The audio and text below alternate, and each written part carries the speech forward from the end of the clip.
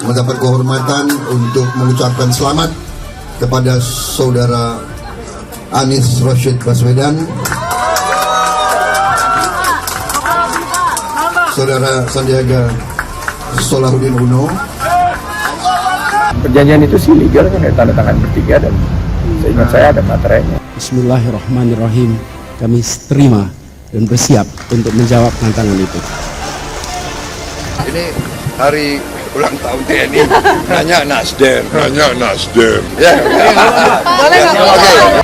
Mulai panas, Sandiaga Uno ungkap Prabowo Anies tekan perjanjian soal Pilpres, buktinya dipegang Fadlizon.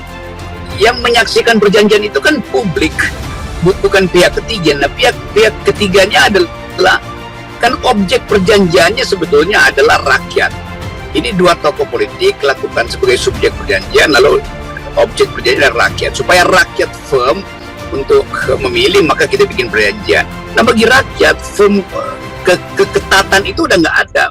Jadi sejak Pak Prabowo ada di kabinet, harusnya syarat-syarat perjanjian itu juga udah batal. Kan itu intinya. Dan orang menganggap perjanjian itu dimaksudkan untuk menuntun masyarakat sipil punya alternatif. Begitu Pak Prabowo memilih alternatif dekat dengan Jokowi, ya publik merasa ya kami sebagai objek perjanjian tidak lagi terikat dengan janji dua lelaki itu kan, Anies dan Prabowo. Jadi hal semacam itu yang mesti kita pastikan. Perjanjian politik selalu berubah karena konteksnya berubah.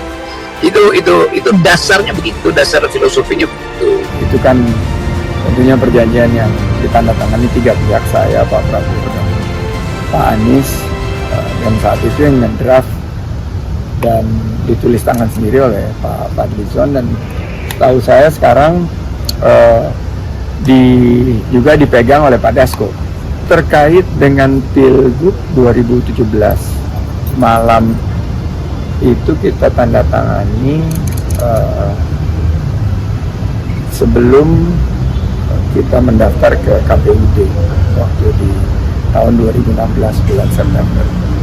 Itu nanti isi-isinya tentunya secara lebih etis disampaikan oleh teman-teman yang memegang kopinya. Saya sendiri nggak memegang. Anies Baswedan memang sejak awal basisnya itu memang menggerus basis utama atau kantong Prabowo itu sekarang menjadi basis Anies Baswedan. Kita tahu kalau kita buka data di tahun 2019 pemilu, Banten dan Jabar terutama itu dimenangkan oleh Prabowo. Saat ini Prabowo udah kalah, Anies Baswedan sudah melampaui elektabilitas dari Prabowo Subianto. Memang kalau kita buat dari beberapa simulasi, baik 4 nama maupun 2 nama, seandainya Pak Prabowo maju, maka lawan terberatnya adalah Anies Baswedan. Nah, angka-angka ini tentu masih bisa dinamis karena pengalaman survei 2004-2009 yang dilakukan Indobarometer. Pak Prabowo dianggap akan membawa suara oposisi itu. Karena itu orang merasa oke, kalau itu Prabowo ada kesempatan berikut untuk jadi presiden. Tapi kan Pak Prabowo masuk kabinet. Jadi itu juga membatalkan Pacta Sunt Servanda karena the thing-nya berubah, tuh rebusnya tidak lagi sixtandibus, kira-kira begitu bahasa Latinnya. Jadi ini adalah perjanjian politik yang tentu peralatan awal untuk memastikan perjanjian itu udah banyak berubah. Anies dideklarasikan oleh Nasdem, padahal sebetulnya juga belum ada kepastian. Jadi mestinya Pak Prabowo biasa aja kan. Koalisi waktu itu kan ada Gerindra, ada PKS, tapi kan paslonnya itu saya sebagai wakil gubernur, ada Pak Anies dan Pak Prabowo. Itu jadi mengatur bagaimana tentang langkah-langkah ke depan. Nanti bisa ditanyakan kepada yang megang, saya rasa lebih etis. Perjanjian itu sih legal kan, tanda tangan bertiga, dan seingat saya ada materainya. Wakil Ketua Dewan Pembina Partai Gerindra Sandiaga Uno mengungkapkan ada perjanjian atau kesepakatan antara Ketum Partai Gerindra Prabowo Subianto dengan Anies Baswedan terkait pemilihan presiden atau pilpres. Sandiaga menyebut bukti perjanjian yang sudah ditekan itu berada di Waketum Partai Gerindra Fadlizon. Sandiaga mengungkapkan hal itu saat menjadi tamu di akun YouTube Akbar Faisal. Seperti dilihat pada Minggu 29 Januari 2023, Detikam telah meminta izin kepada Sandiaga untuk mengutip pernyataannya di video tersebut. Dalam video itu, Akbar Faisal bertanya soal beredarnya potongan video Anies bicara tak akan maju pilpres jika Prabowo juga maju sebagai capres. Akbar mempertanyakan apakah perjanjian atau kesepakatan itu tertulis maupun tidak tertulis. Tertulis dan untuk episode itu, saya mengusulkan Bang Akbar mengundang Fadlizon karena dia yang mendraft dan menulis tangan, kata Sandiaga menjawab Akbar Faisal. Sandiaga tidak menceritakan cukup detail perihal isi perjanjian tersebut. Namun Sandi ingat yang menulis draft perjanjian itu Fadlizon lalu ditekan bersama 3 pihak. Untuk cerita lengkap isi perjanjian itu, Sandiaga mengungkapkan Fadlizon yang lebih ingat karena menyusun langsung sehingga yang tepat untuk menceritakan perjanjian Prabowo dan Anies adalah Fadlizon.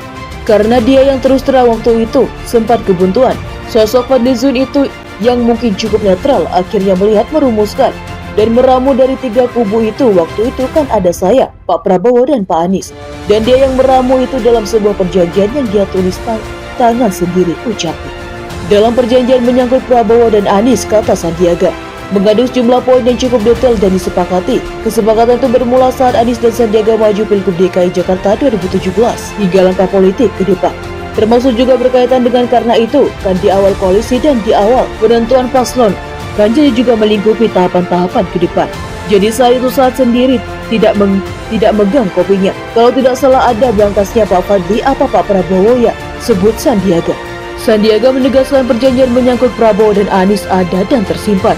Menurutnya jika Fadlizon cerita soal perjanjian akan menjadi diskursus pendidikan politik. Pasti ada, tegas Sandi. Detikop sudah berupaya menghubungi Fadlizon terkait perjanjian Prabowo Subianto dan Anies Baswedan yang diungkapkan Sandiaga Uno. Namun Fadlizon belum merespon konfirmasi dan pertanyaan yang diajukan.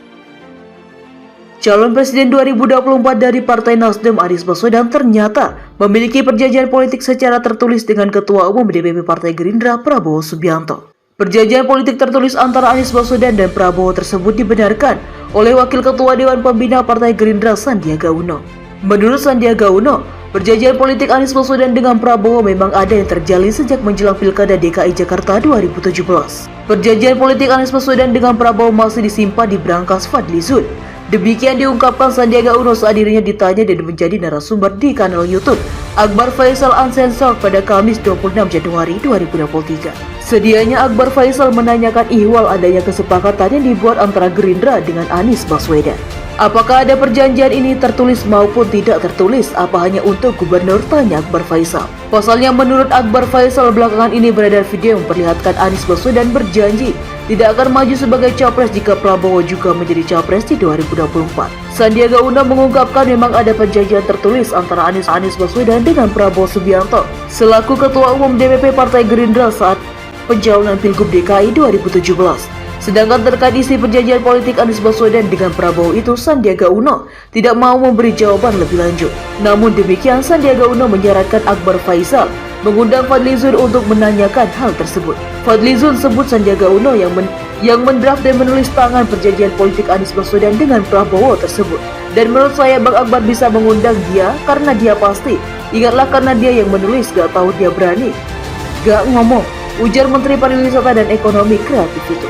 Sandiaga Uno tidak menampik di dalam perjanjian politik Anies Baswedan dengan Prabowo terdapat banyak poin penting. Terkait poin-poin penting dalam perjanjian politik itu yang tahu secara tertulis yaitu Fadlizon dan Prabowo. Saya sendiri gak megang itu kopinya, kalau gak salah ada di brankas Pak Fadli atau Pak Prabowo. Ada itu dan menurut saya nanti Pak Fadli bisa bicara sebagai tambahan informasi, ujar Sandiaga Uno. Perjanjian politik Anies Baswedan dengan Prabowo tentunya dibuat ketika Gerindra memutuskan mengusung pasangan Anies Baswedan Sandiaga Uno pada Pilgub DKI 2017. Di bagian ini Sandiaga Uno juga menegaskan isu dirinya akan bergabung dengan P3 dan akan dicalonkan sebagai capres oleh partai tersebut tidaklah benar. Adapun kehadirannya di sejumlah acara P3 disebut Sandiaga Uno memenuhi undangan mitra kementeriannya. Wakil Ketua Dewan Pembina Partai Gerindra Sandiaga Salahuddin Uno di segmen Menteng Jakarta Pusat, Intan Afrida Rafni, saya menyampaikan bahwa berita-berita itu merupakan interpretasi beberapa pihak, kesalahpahaman, ujarnya. Artinya Pak Sandiaga Uno masih di Gerindra per detik ini. Setelah Akbar Faisal masih berada di Gerindra, jawab Sandiaga Uno menegaskan.